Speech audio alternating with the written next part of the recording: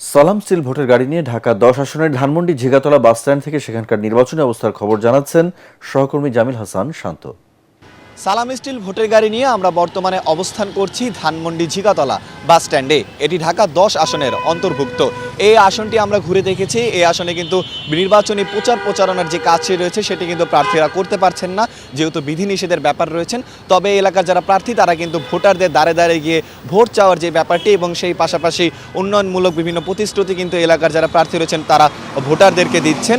এলাকার স্থানীয় মানুষের সাথে আমরা কথা বলেছি, তারা আমাদেরকে বলেছেন এলাকায় বৃষ্টি হলে জলাবদ্ধতার সমস্যা রয়েছে। ভূমিকম্প সহনীয় মোস্ট ডিউরেবল দেশের প্রথম থার্মেক্স রড সালাম স্টিল। সালাম স্টিল বোঝে ডিউরেবিলিটি। সালাম স্টিল মোস্ট ডিউরেবল স্টিল। ফুটপাত দখলের পাশাপাশি মাদকের একটি আস্তানা রয়েছে এলাকায়। এগুলো যে দূর করতে পারবে তাকেই কিন্তু আগামী নির্বাচনে এলাকার মানুষরা ভোট দিয়ে জয়যুক্ত করবেন।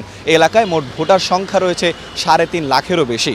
সালাম স্টিল ভোটের গাড়ি নিয়ে এই ছিল আমার কাছে ধানমন্ডি ঝিগাতলা বাস স্ট্যান্ড থেকে ঢাকা ১০ আসনের সর্বশেষ